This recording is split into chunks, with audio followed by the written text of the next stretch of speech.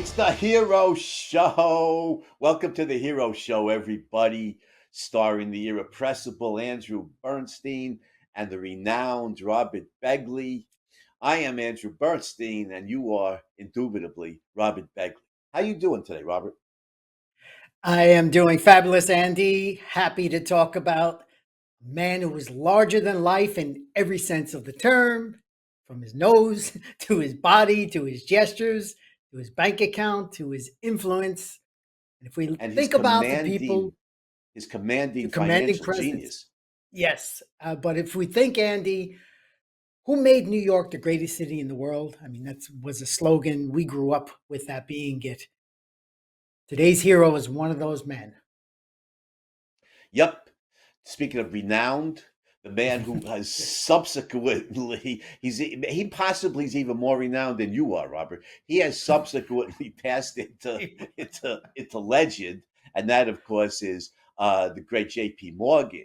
You look at the Yes. titles of some of his biographies. It's like the incredible J.P. Morgan. It's like the Amazing Spider-Man. The Yeah. incredible J.P. Morgan, Magnificent Morgan.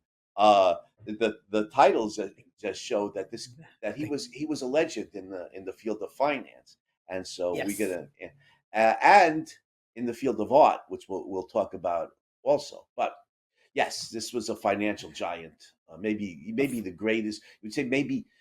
I know we throw around these superlatives. Who's the greatest? Who's the goat? The greatest of all time. Yeah, He may be, as possible. He may be the Michael Jordan of the financial world. The greatest of all time. I think so, Andy. I put him up there, in the top, but in the top few, not Yeah. many.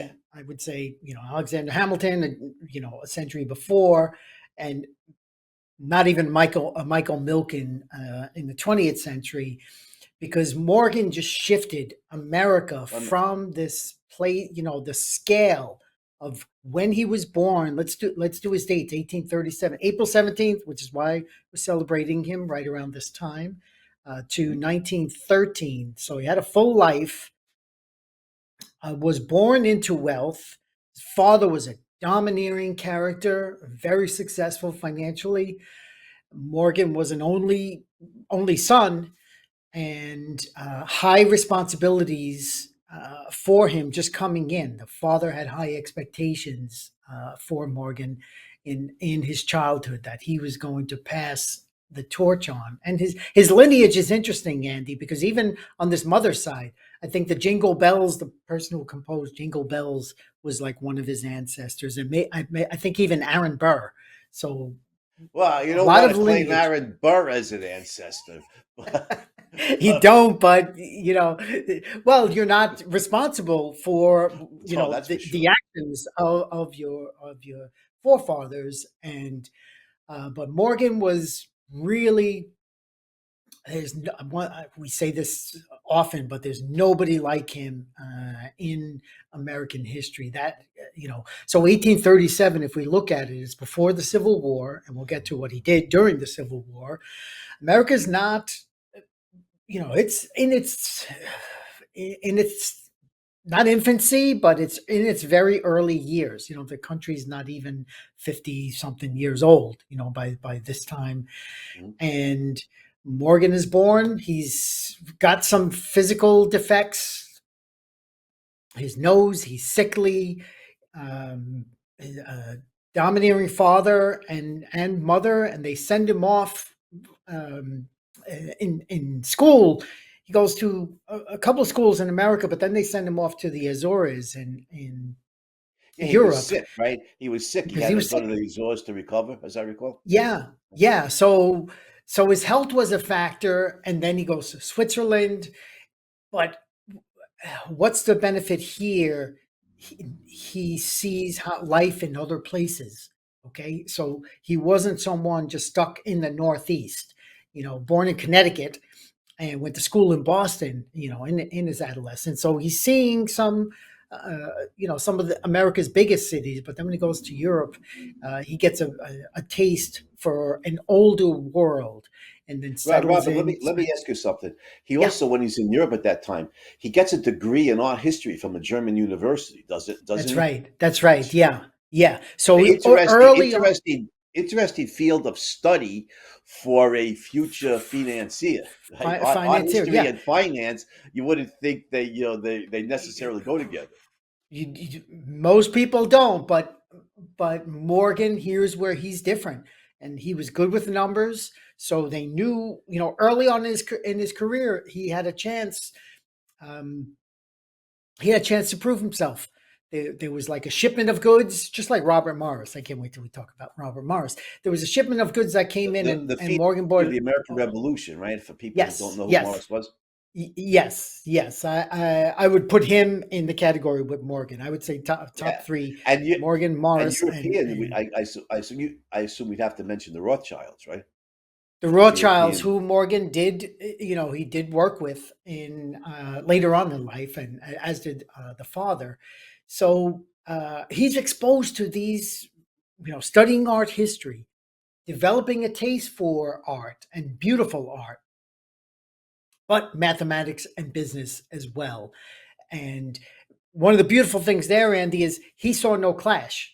You and I see no clash. In fact, we see that financiers tend to fund the arts, and the best arts, the highest quality arts. This is why the 19th century art is so phenomenal, because it was also an era of high degree of capitalism. So Mhm. Morgan is, he's moving on.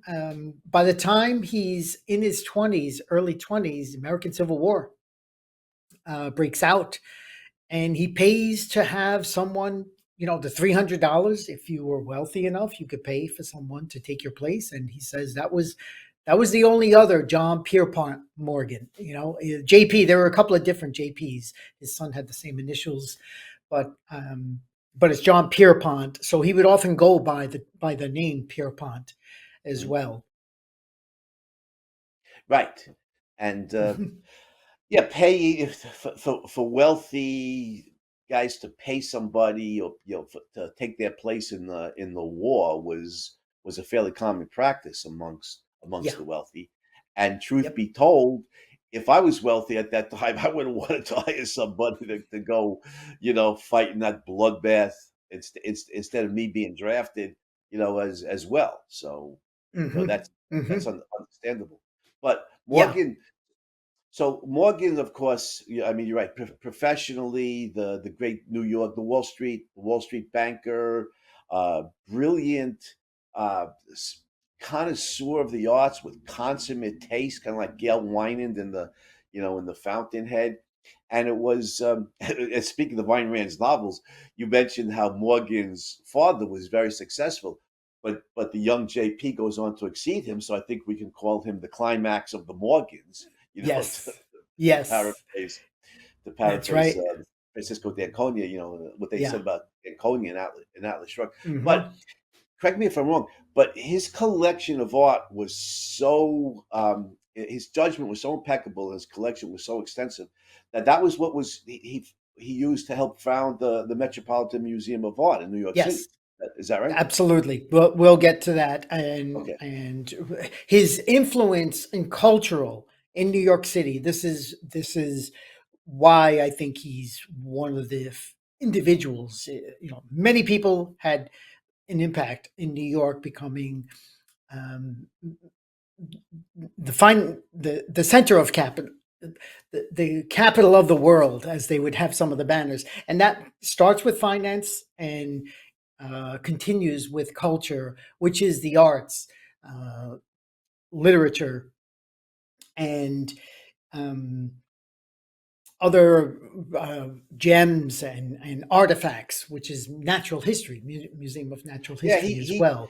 he helped bankroll the American Museum of Natural History right over on Central Yeah, Park on West. top on top of that, Yeah, let's because put it he this had way, his Andy. museums bookending Central Park, right? The Yeah, Museum of Natural History that's in right. Central Park West, and the Metropolitan Museum of Art on Fifth Yeah, Avenue. yeah.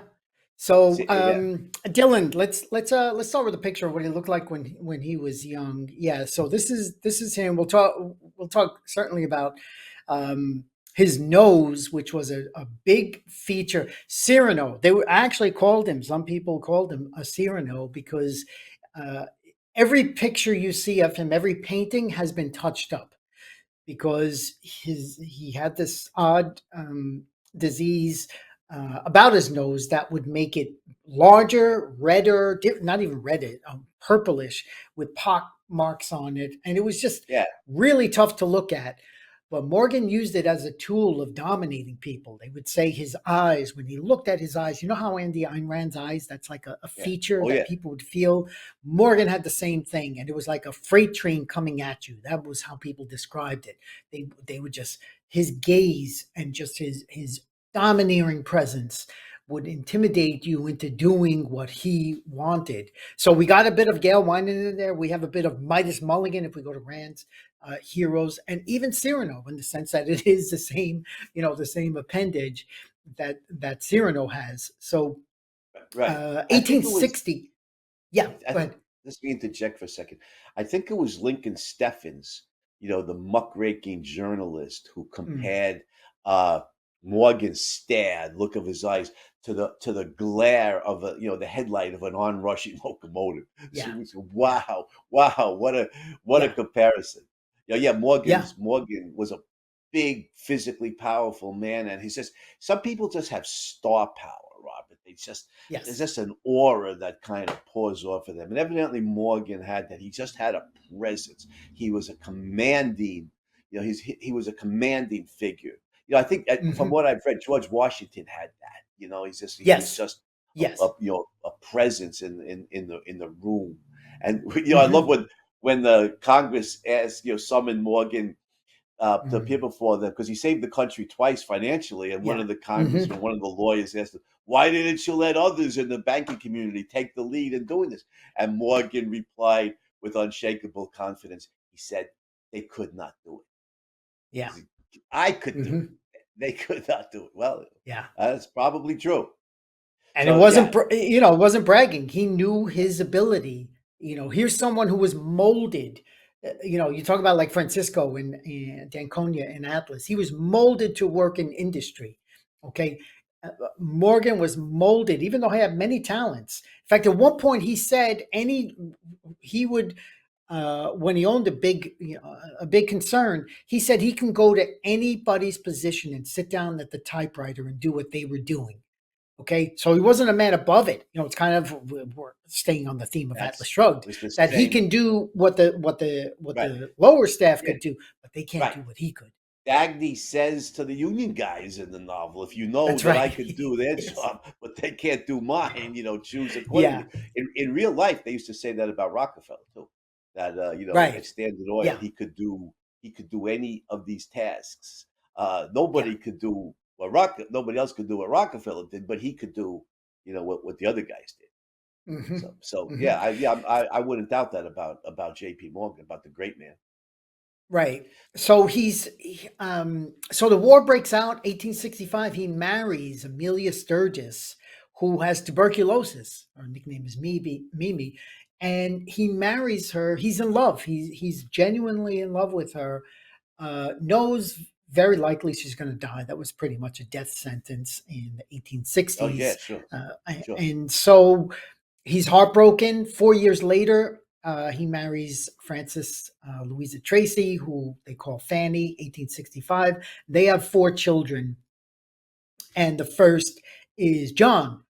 Um, actually, but they called him Jack, his son, who eventually would carry on the legacy and would be an important man in his own right, but not, um, not a fraction of what J.P. Morgan was.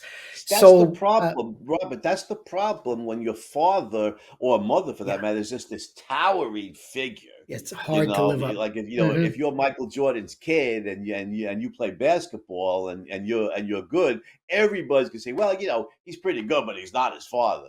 That's Yeah, that's that's why if I was the son of one of these giants, I would go into a completely different field. yeah.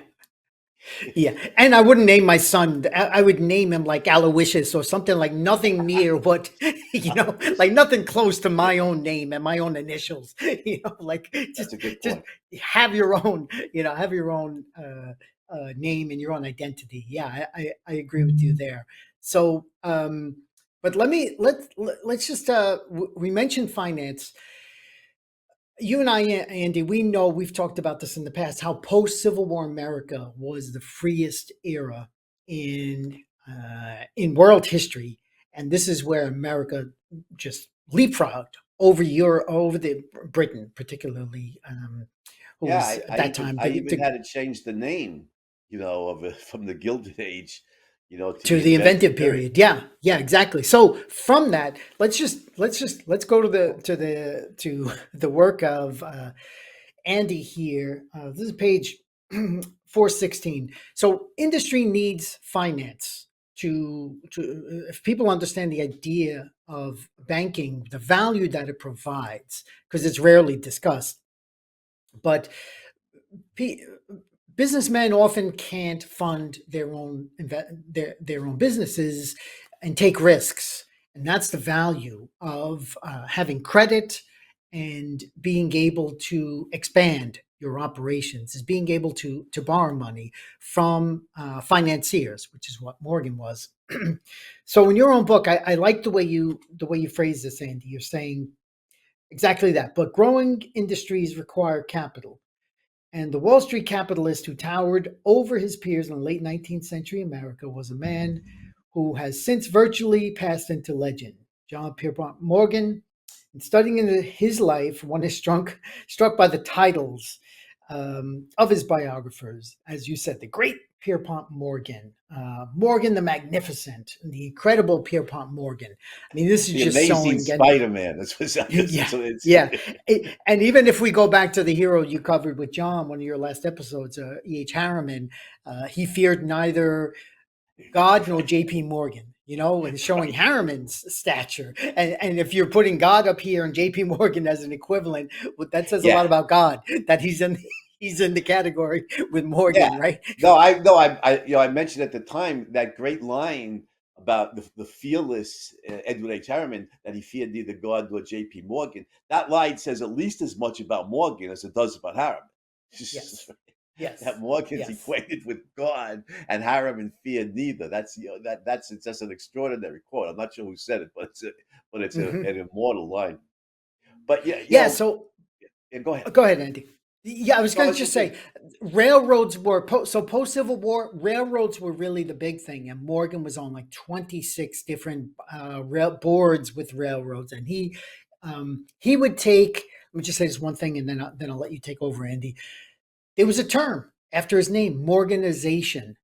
Okay, more like organization. He would take companies that were going bust on the edge of bankruptcy, and he would reorganize them. He'd fund them. He'd find ways for them to become profitable through efficiency, through character. We're going to talk a lot about character, how Yes. important that was to him, and he did it so often, time and time again, that they came up with this term, organization. So I just Right. wanted to add that. Yeah. Go ahead. So I just happen to have a copy with me Oh yeah, great book. of this book also, of the Capitalist Manifesto, or Catman, as we like to That's call it right. for short. But speaking of reorganizing the railroads that you talked about, Robert, because a lot of those early railroads were built with government subsidies and government land grants, and you Hmm. just had opportunists and Yes, uh, pseudo businessmen who were in bed with the government. Jim Taggart, cronyist Orange now. Boyle. What they we call Yeah, cronies. yeah. Good term, cronyist, right? Jim Taggart types, Orange Boyle types from Atlas Shrugged. They're not productive. They're just in bed with the government. They get money. They don't make money. They get money from the government, and then you just you know build the build the line as speedily as you can, not worrying about curvature or grade or anything, and it makes it enormously expensive to ship freight. So Customers. yeah, right, right, Nobody lives uh, there, right? right, yeah, right. Yeah, shortest line, right? Oh, it doesn't matter if there's any towns or farms or anything Hmm. nearby. But yeah, so these railroads were shoddily built, and not surprisingly ended up in bankruptcy in many cases. And so Morgan, you're right, Morgan was the financial genius who reorganized many of the country's railroads. Listen to this. This also is from Catman, page 411. The overwhelming force of his character and personality was not to be trifled with. Archibald MacLeod, defiant president of the Ready Line, remarked that quote, he would rather run a peanut stand than be dictated to by J.P. Morgan, unquote. He's an independent man, and Yeah. very nearly became a prophet. He was sacked during Morgan's successful reorganization of his floundering line. So, be careful Mhm. what you wish for.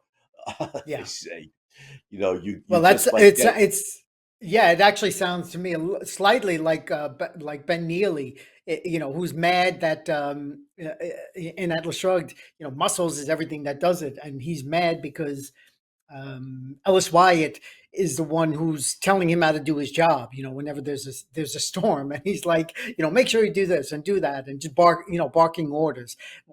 When I think of the characters in Atlas Shrugged, like Morgan is so much, several others, Vanderbilt, and we'll get to J.J. Hill future episode. But these guys who bark orders, not because they're mean, but they know they know how to get things done, and they're impatient. They just they time is money, and they know that Robert. Sometimes you got to be tough. yes, Have a. It's like I'm a writer, so you got to have a tough hide to take criticism. yeah, That otherwise you're not going to improve. And I think it's similar. You've got to have a thick skin to work for somebody like that. Steve Jobs evidently was that way. yes, yes, Really, what often berated his employees. A perfectionist. He hmm, had a vision of how things were going to be done. He knew what he wanted, and you wonder, and James A. Hill was certainly that way. Morgan sounds like he was that way, and yet there were people who continued to work for these guys, talented people. In that yes, great film, I can't remember. It was about Steve Jobs. There was one that was Jobs, and one that was Steve Jobs. I think it was Steve Jobs, the one with Michael Fassbender and Kate Winslet, right? yeah, hmm, Well, Kate hmm, Winslet, plays Joanna Hoffman, his assistant, brilliant. She's brilliant at her job, and she says to him at one point, I could leave here and go work, practically anywhere, in right, Silicon Valley. right, But these talented people very often chose to work for these guys, and I think it's because they recognize Morgan, Hill, Jobs. These guys are geniuses in their field, and they put up with the verbal abuse and the anger and the criticisms because we'll get better at it. Somebody said to me once, well, about Jobs and working at Apple, the 401k doesn't hurt. Yeah, that's true. you know, but these guys yes, know that they pay yeah, well in different forms to get the talented people that they get. But like Joanna Hoffman says to Steve, I could work anywhere in Silicon Valley. Get a good salary. hmm, She's in demand, and have a nice yeah, 401k. These people choose. People who is kind of a little bit soft. They can't flourish working for tough guys like this. But people have a thick hmm, skin, and can take it. They'll work for these kind of geniuses. They know they'll get better at what they do, and the product will be superb. Right. that's So, right. and yeah, Hmm. and one other thing I wanted to say, just tying this back to Atlas, uh, Morgan financing, venture capitalists on Wall Street financing entrepreneurs who need money. Midas Mulligan and Atlas Shrugged, who's one of the Yes. guys he funds, the young Hank Reardon, Young Hank right? Reardon. Yeah, Yep. recognizes the productive ability and the And character. staying on that, an inventor, Thomas Edison, next one, 1889. He invests in Edison Electric and eventually Morgan, yeah, merges Morgan does. with, Morgan, yes, not Midas Mulligan, right? Yeah, Morgan does, yes, right? yes. Back to our hero of the day. Yeah, Yeah. right. So Morgan invests in Edison, who conceives not just the light bulb now for one individual home. No, this is massive scale here. But first, let's electrify my home. Which becomes just went there last week as research for today's episode. I went to the Morgan Library, which we'll talk about Oh, in a little bit. But that's right. Yeah, Edison, so Morgan's firsthand. He's going first-handed. Wow, this man has ideas. Lighting my entire house is practical. Putting electricity in that, no one else had it. First home. So he's testing the idea that he's investing in. He's testing the man and the man's character that he's investing in, and their relationship. Just the inventor, as you say, a young Hank Reardon. Edison was not the towering figure, the towering inventor. He was known, but this is what put him on Yeah. a scale. He never looked back after Morgan invested in him, and then we come to Do, do, 1890s. do you remember? Yeah, Do you remember? Speaking of Edison, there was a great yeah. film a few years ago, The Current War. The The Current current War. wars, yes, Yeah, yes, was, and I would strongly recommend it to yeah. everybody.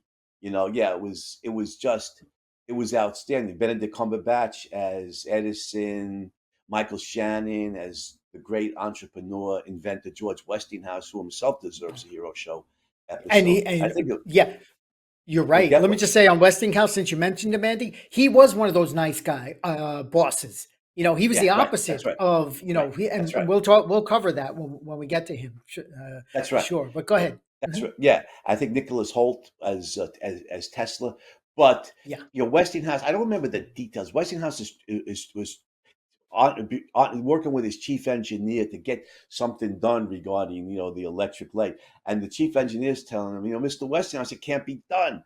And Westinghouse says, well, why? And the chief engineer says, well, because if it could be done, Edison would have done it already. And so, so Yeah. the film, Yeah. the current wars. The current war is certainly critical of the dirty tricks that Edison played and certain elements of his character. Hmm. Heroes often have Hmm. flaws, but it never loses sight of Edison's genius. It Right. always is very reverential of Edison's genius. And Morgan Yeah. saw that. Yeah. Morgan recognized. Let me read a Yeah. passage from Go ahead. Catman here. Hmm. So on page 410, Morgan was one of Thomas Edison's earliest backers. In 1878, when an electric lighting system was still merely a dream, Morgan already put money into the Edison Electric Light Company. In September 1882, when Edison completed his famous Pearl Street Power Station in Lower Manhattan, Morgan's Wall Street office, the Drexel Building, was one of the first to be electrified. Morgan was also among the earliest to install the new electric lights in his home at 219 Madison Avenue, like you said, Robert. And he stayed the course after a short circuit and resulting fire, quote, ruined the rug in the desk and filled the house with the odor of charred wood, unquote. Morgan's rug was probably, an heirloom, a masterpiece of Persian. somebody. Yeah. Right. Some Yeah, Persian king. Right. yeah, right, right. But shortly after, Morgan permitted his partners to traffic in Edison stock only on the condition that for every share they bought for the customer, they'd buy one for me. Still later, when $1 million was needed to build an uptown power station, he subscribed half of the amount himself. As Gene Strauss, a recent biographer of Morgan with access to the latest research, put it, Morgan stayed with this experiment at considerable personal inconvenience and cost because he understood that innovation succeeded only with difficulty and time. So, Yeah. by the way, let me say something about Jean Strauss. She wrote a biography of Morgan, published in Mhm. 2000.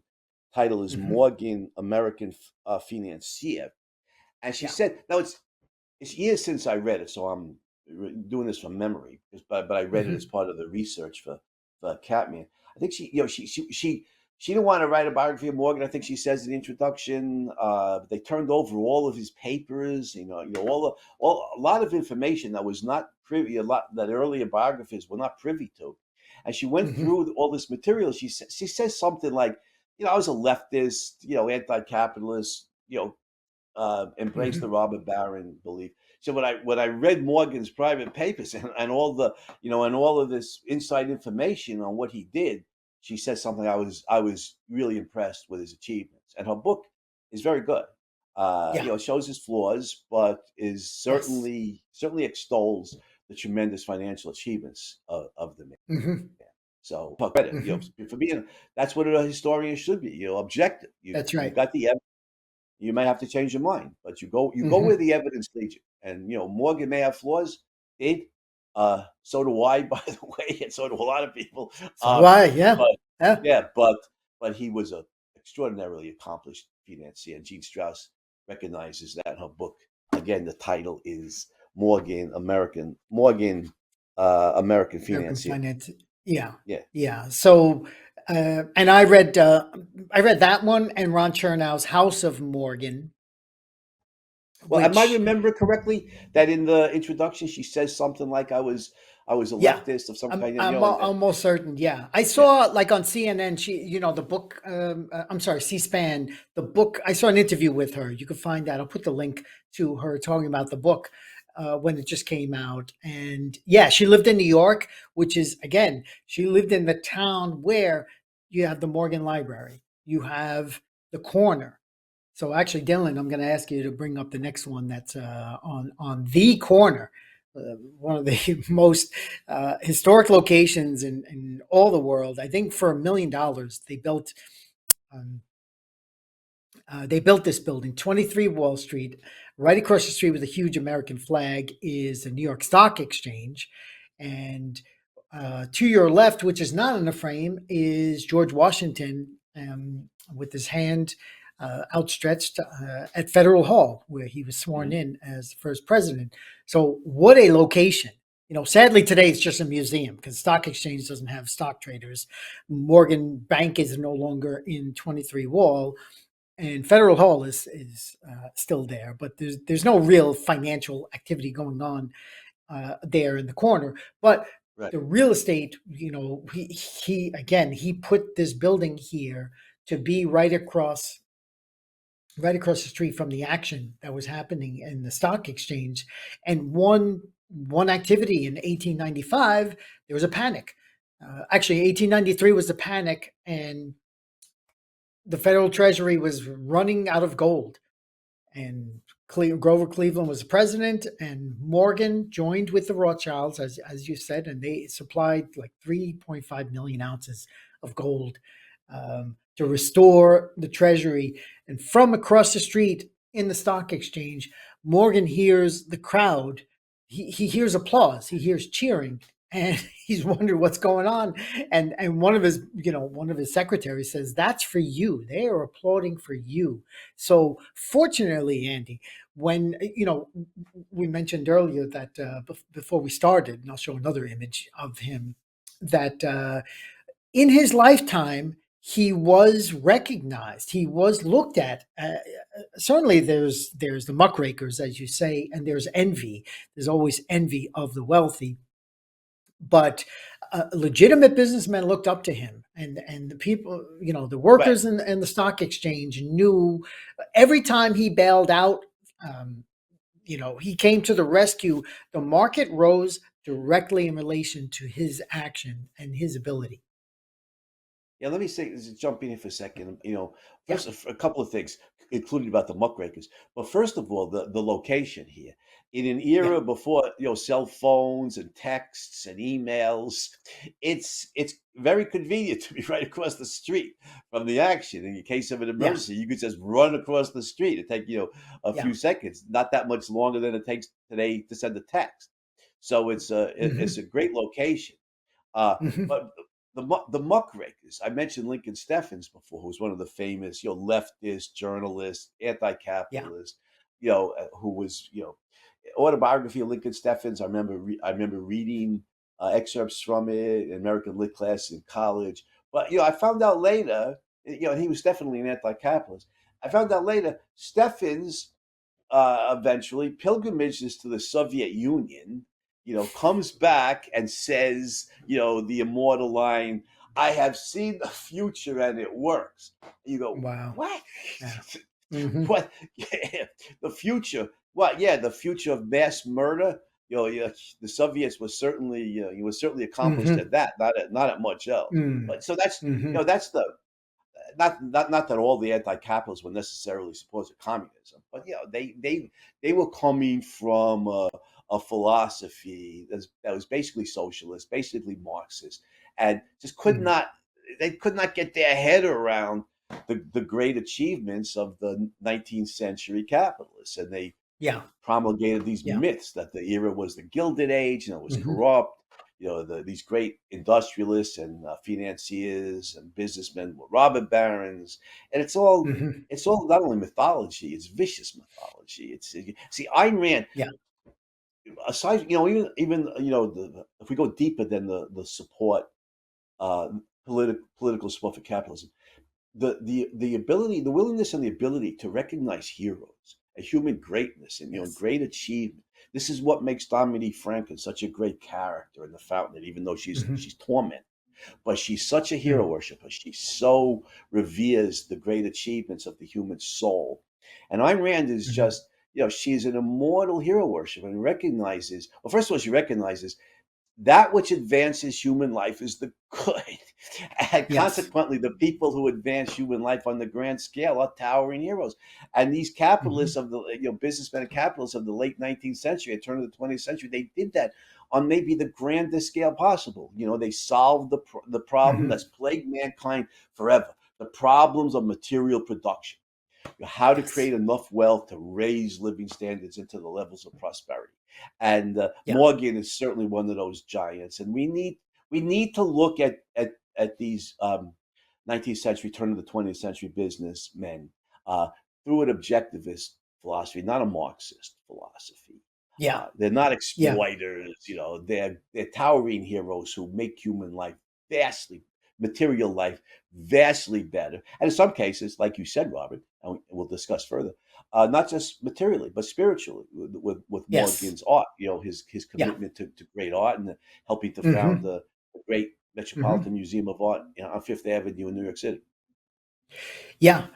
Exactly, Andy. So one organization, if we talk about cultural organizations in New York, a staple is back in 1896. There was a struggling newspaper, Adolph Oakes, and he was from Chattanooga, but he had this newspaper called the New York Times, and they were ready to get Morganized.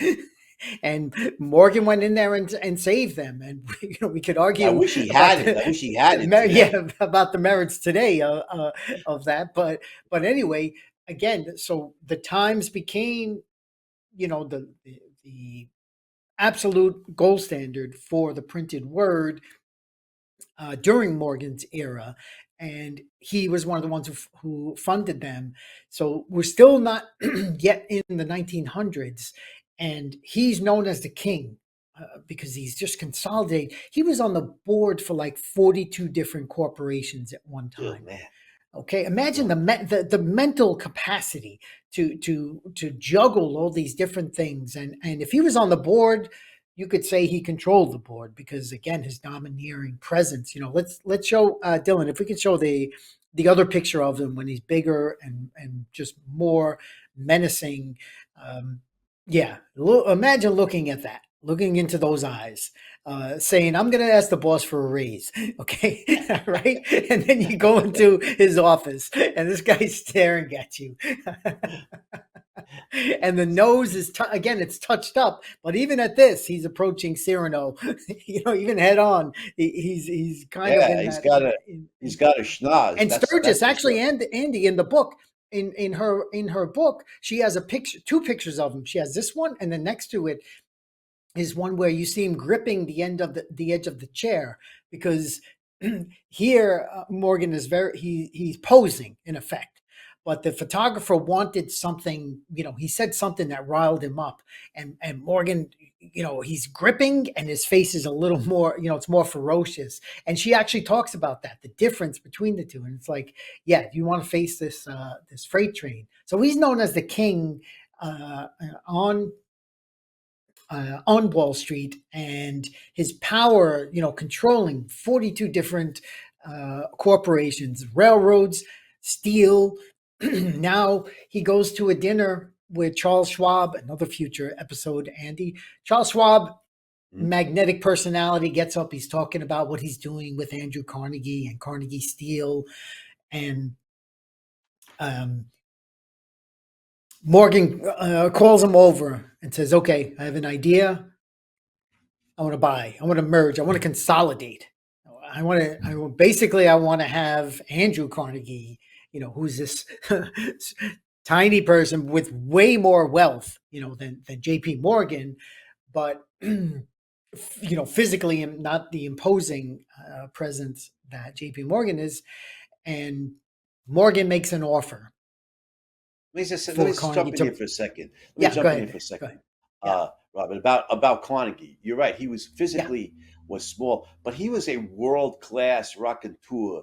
I mean, he yes, was just an convivial presence, an extraordinary conversationalist, hobnob with yes. kings, and princes, and Mm-hmm. presidents. Mm-hmm. You know, very cultured. He also, he was a writer and a himself and a voracious reader.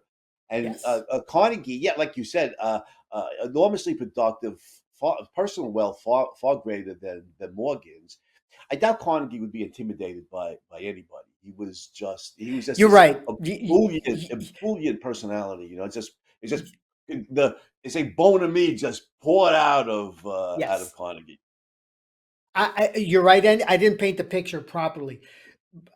The viewer, if the viewer saw the two of them in the room, they Oh would yeah, just right. see a stark contrast. But Carnegie would not be the backing down the way Harriman did not back down.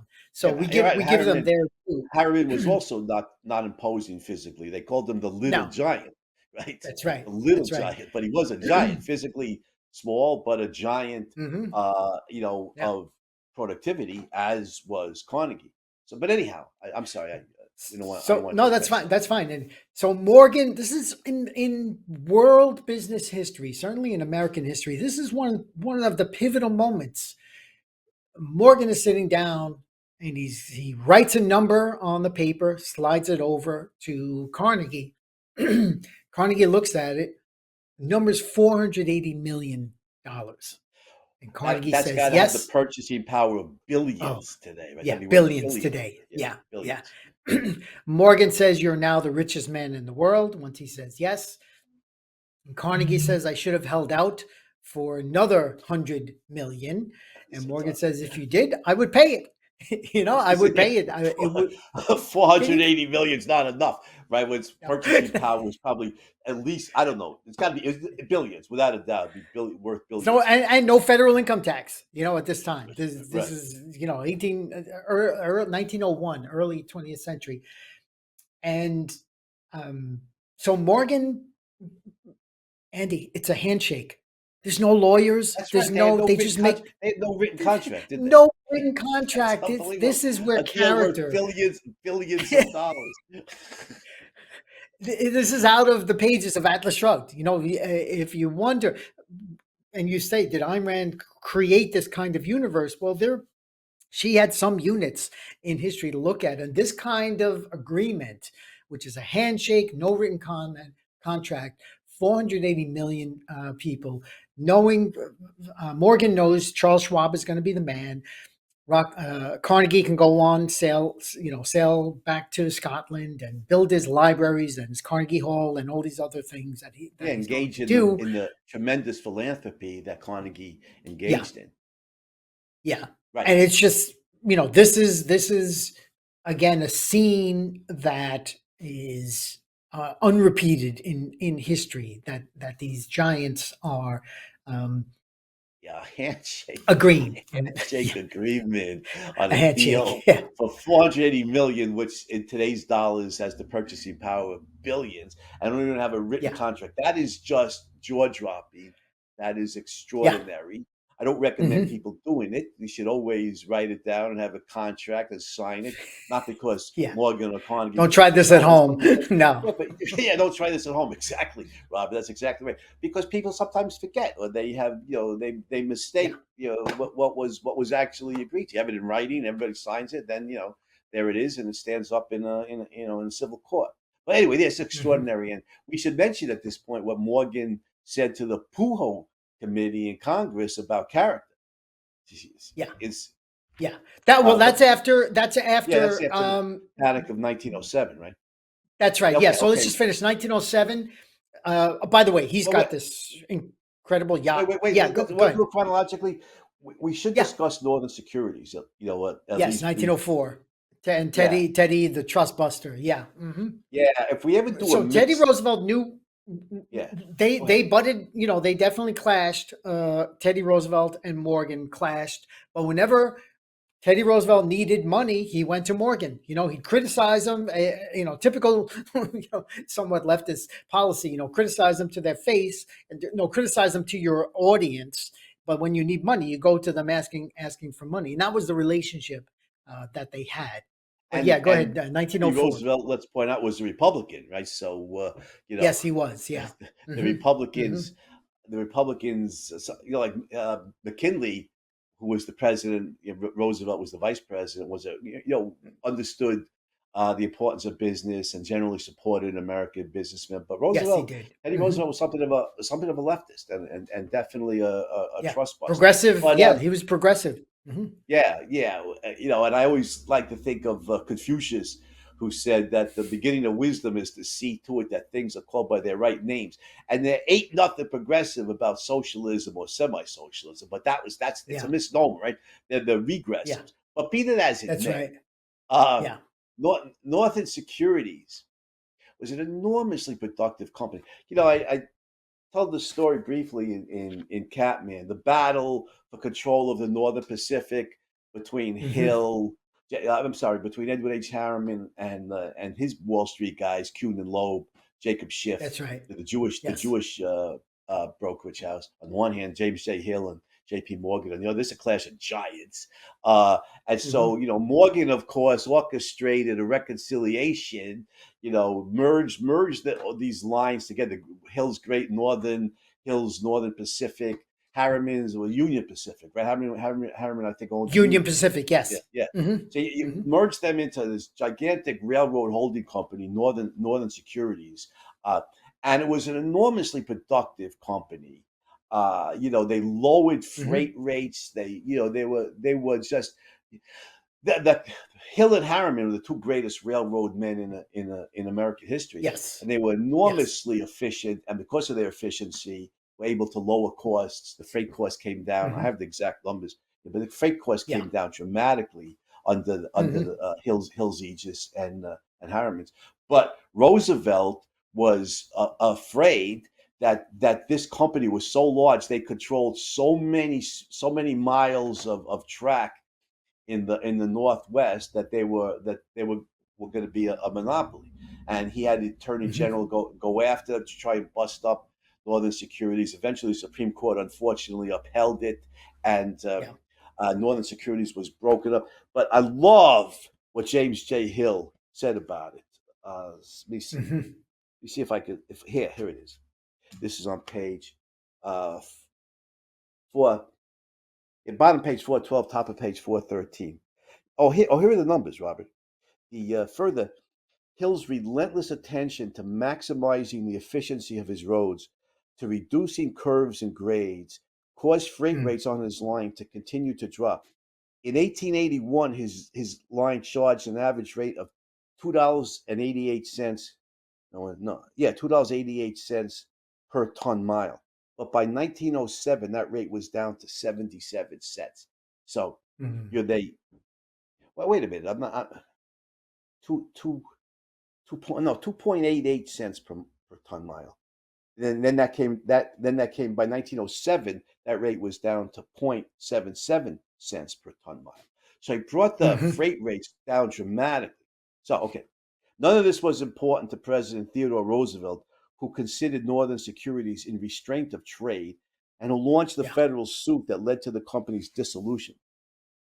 The enormously productive Hill was quite right in expressing his contempt for statist politicians, an attitude fully shared Hmm. by Morgan. Quote from Hill: "It really seems hard when we look back at what we have done and how we have led all Western companies in opening the country and carrying at the lowest rates, that we should be Hmm. compelled to fight for our lives against the political adventurers who have never done anything but pose and draw a salary." Unquote. Yeah. Uh, that's true. Just as I've true seen today. Yeah. Absolutely, and I've seen leftist historians, mocking Yep. Hill. Look at these robber barons. Think that Hmm. they're doing good, and they're attacking these public spirited, socially conscious, politicians. And it's just, those kind of commentaries from leftist historians make me just want to throw up. Hill's absolutely right. Yeah. Enormously productive. Roosevelt dead wrong in this case. By the way, Robert, if we ever do a mixed case show, Teddy I know. Roosevelt would be Yeah. the perfect example because there was a lot of Yeah. good in Theodore Roosevelt, but there's a lot of bad. A So real lot he's of not a bad. hero. He's not a 1904 was a villain. bad year. 1904 was a bad year for America with Roosevelt because he busted Northern securities, so domestic policy, and his foreign policy was against the Monroe Doctrine, the corollary, where he just wanted to become the police, the world policeman. That started with Roosevelt, Teddy Roosevelt, as being that. So yeah, we'll talk more about that. But Morgan, I love what Morgan had to say about Roosevelt after this. So we got three geniuses in business, Andy. We got Morgan, we have Hill, and we have Harriman. Even Rockefeller was involved in that. He even so now four of the giants in American business history, and one statist politician is ruling them. So when Morgan found out that Teddy Roosevelt was going to Africa, to go hunting. He's like, I hope a lion does his business with, does his business with Teddy, and then we could all, get back to life. Yeah, that's very funny. So that would have been okay, justice. So a couple of years later, you want to get to the 1907 and the saving the 1907, country for the yeah, second time? saving this Yeah, go ahead. country for the second time. So he has this yacht, okay, the Corsair, which it's reputed to have said, if you ask how much it costs, you can't afford it. All right. Right, It was like right. so expensive. If someone asked him, how much did that cost, J.P. Morgan? He's like, if you have to ask, you can't afford it. Okay. And so another panic is happening on Wall Street, and um, they're not coming to a decision. So Morgan locks them up. He takes the top bankers and basically, locks them in a room and says, "We're not coming out until you guys find a solution." Coming up with the money to fund because panics. There's a momentum. If we look about financial panics, usually they are government imposed. The government finance is the most regulated industry, and um, also there's so much envy that if a government knows this is how a lot of politicians get big names and reputations is just go after financiers because they know the public will be on their side because Mhm. theoretically financiers steal money because they the average person doesn't know what's involved in investment and in trade and what the stock market actually does, which is we're shedding light on this. Morgan Morganizes, he funds, he makes efficiency, as you said, what the Northern Trust did. So yeah, he comes up with gets these bankers, these top bankers, to come up with an agreement to stave off the panic, to offer to credit, and again another cheering outside across the street at the stock exchange. Just his mere presence, his own um, his own ability to persuade other bankers. He couldn't do it, simply by himself. He had to get more, like 25 million, I think, in funding they raised to stave off this panic. And sadly, the one result of that is now the, people thought he had too much power. So, Dylan, if we could show the cartoon next to give an image of what people thought Morgan had.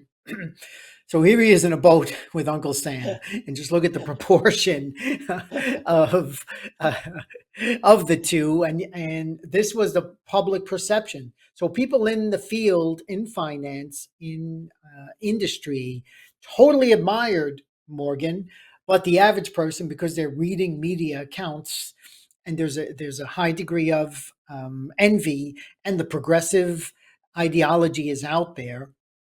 All of these things aim to just chop down this man's ability um, to be in a position to bail out any panic that's happening.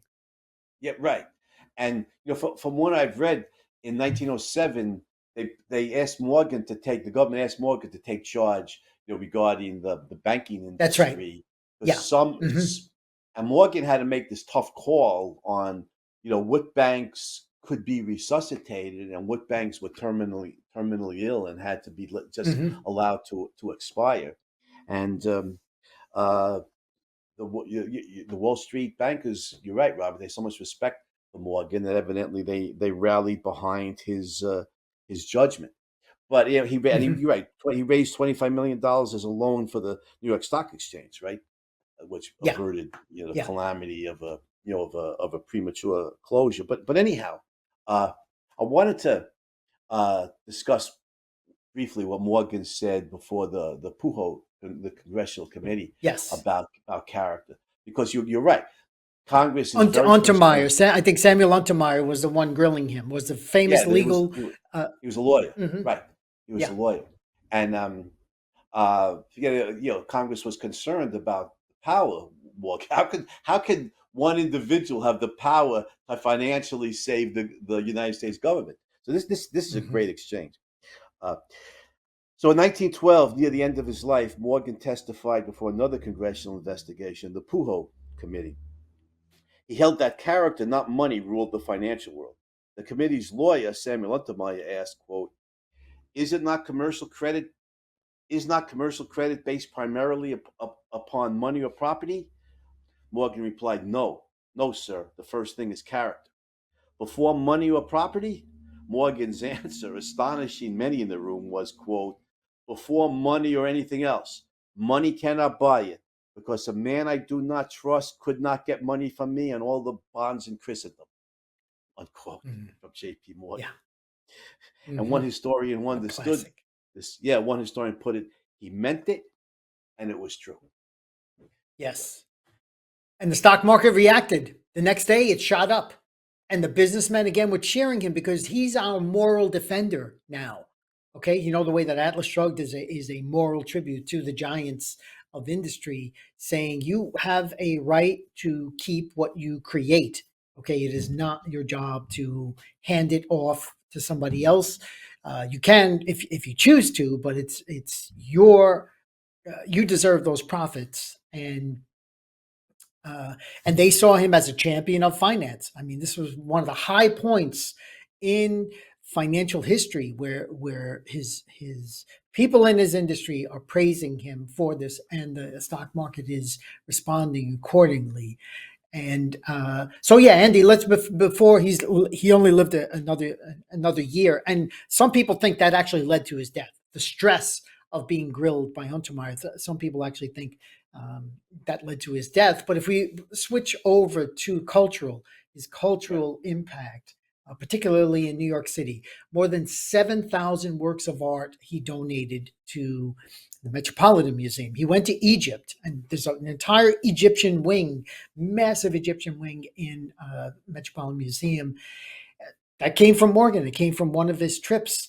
He saw the great art in London, in Europe, and because those countries, he benefited because their finances were not, he they were not where they wanted to be, and he just brought it up. And his one of his goals was to have Americans in general and New Yorkers in particular not have to go to Europe to see great art. He was Right. like, just come to New York now, And so the pivot from London being the Yeah, financial capital, we should point out, back then to cross the pond you had to go by boat, which take yeah, days. It's not like it could a take five. It's and not like a lives, 6 hour flight. which just wasn't Yeah, as which we'll get to. We'll get to one, listen. one famous ship that he invested in and was Oh, supposed to that's be right. on. That's right. The Titanic. That's So right. on, that's right, Yeah, the it's not a six. Titanic. It wasn't Yeah. a 6 hour flight from New York to London. No, no, No.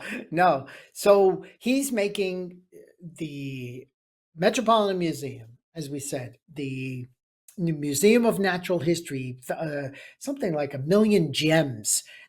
And right after he died, they were Morganite. They actually they came up with, I think, some kind of chemical, mix after his name. And the library. Dylan, if you could just show us the last picture is the Morgan Library that I was saying I went to. There's a wing there that has a Gutenberg Bible, and this is where he would go Really? in to just A read. Gutenberg And Bible from and like Luther's Uh, translation of the Bible going back like yeah, 1500. actually, you know what? Show it, Dylan. I actually said that we wouldn't but yeah, this is the Gutenberg Bible right here Wow. in the Morgan Library, 36th and Madison, the one that Wow. How first much home is that that was worth? That electrified. goes back to the 16th century. Yeah, yeah. It was like one point. He donated. He collected, spent 1.5 billion equivalent on art in his lifetime, and all of it he gave away afterwards. Right. To these massive museums, mostly in New York, but even the London. One of the museums in London. And even the tubes in London he had invested in. So, but the shift, if we talk about the theme of this episode and Morgan's impact, the shift from Europe being the dominant. Particularly Britain being when it was great, being the dominant financial and cultural capital of the world. Morgan is bringing it to New York, bringing it to New York City, and that's one reason. The man. If you remember, I used to give this talk on heroes, on famous heroes of New York, and Morgan is just he ranks like right up there. For us as New Yorkers, like we just see his impact everywhere. It's amazing, right up Yeah. to the present. So And let me get um, one yeah, straight. He was go ahead. one of he not only donated all these paintings to the Met. He's one of the founders of the Met, wasn't he? Did That's he right. He's help one of the found these? Yeah. founders. Yeah, Right. that's Yeah. right. And the Metropolitan Club, which is on Fifth Avenue, one of these massive old boy networks. One of his friends, King, I can't remember his name, but he was banned from some club. And Morgan's like, well, okay, I'll start my own club, down the Union Club, I think. And Morgan's like, I'll build a bigger, better club, and my friend King is invited there. Like that's he would just do these things. I mean, price was no object with the man. Like he wasn't on the scale of a Carnegie or a Rockefeller or a Vanderbilt, and it's interesting, Andy, because he could have been if he did like insider trading, if he did those kinds of things. Not that there's anything wrong with that, but he wasn't about accumulating wealth. He was about investing in these businesses and organizing them that raised everybody's standard of living. And that's, again, these are some of the reasons why I think his Yeah. impact In is in staggering. Ayn Rand's in right in Ayn Rand's terms, productivity, productiveness is a major moral virtue, and Oh, Morgan yes. embodied Yes. this. I mean, he Yeah. recognized Yeah. productive abilities. You see the way he bankrolled Edison. He funded Tesla for a while, although That's right. eventually he pulled out of that. I'm not sure why. Because on the one hand, Tesla Hmm. was a genius, on the other hand, he was a nut. So I don't know. I don't know why. I'm not sure why Morgan pulled out of that, but he Yeah. recognized Tesla's genius initially, and funded him. Certainly funded Edison. So and he, like you said, he reorganized all of these banks. He supported James J. Hill, greatest railroad man in American history, Hmm. although Hmm. maybe tied with Edward H. Harriman, who moved from the field of finance into railroading and also Yeah. did an enormous job, a great job. Yeah. But I think he copied the methods that Hill used. So listen, Right. Hill's the greatest Hmm. railroad man in American history, certainly on anybody's shortlist. Morgan recognized that, and Hill was he's a Westerner, kind of rough and tumble kind of guy. Morgan's upscale, waspy, upper crust, Yeah. than that. He recognized Hill's the Hmm. core of the man. He might be profane, doesn't matter. The core of the Hmm. man is honesty and productivity. And I'm gonna fund this guy. I'm gonna support him. So yeah. Yeah. Morgan was he was a productive giant. I think we could say that Productive without. giant. That's right.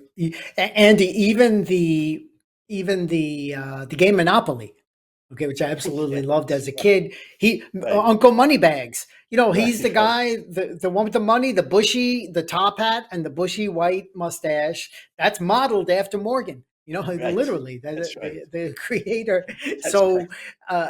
his reputation. So he's traveling. He's in Rome.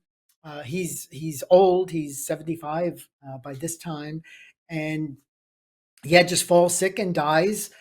Um, Stock exchange closes. He pays his employees an entire year's salary. As a result, in his will, he gives most to his son to carry on the business, but all of this artwork that his home is turned into a museum. And then his legacy just continues on. Again, to this day, we have J.P. Morgan, the biggest bank in America, J.P. Morgan Chase, now it's called. But there was even offshoots. Morgan Stanley was coming. So the name was, it's synonymous with banking, the man's name. And, these are, again, just more and more reasons why uh, he is in a place by himself, because no other banker, no other financier, we talk about the Rothschilds like as a contrast, this is a family in Europe who have centuries behind them. Right. And yes, JP Morgan did have he did have a head start from his father, but like Francisco d'Ancona, he was the climax of the Morgans. I mean, there was no one after him or before him who were in that same stratosphere that he Right. was. His stature in this field is unequaled. I think we could say that. Yeah. If we Hmm. could wrap this up very succinctly, J.P. Morgan was a productive giant. Whatever his Yes. flaws, he should be recognized and honored as a productive giant. And I think we Yeah. should salute the great man, the magnificent J.P. Morgan. And I want to tell everybody we can be inspired by the enormous achievements of a man like Morgan. We should Yes. strive to have a more heroic day, to lead more heroic lives. And Robert, I Hmm. think we could say we will be back again next week with some Next other, week. human being who reached exalted achievements. We'll be back next week, back again Yep. on the Hero Show. See you then.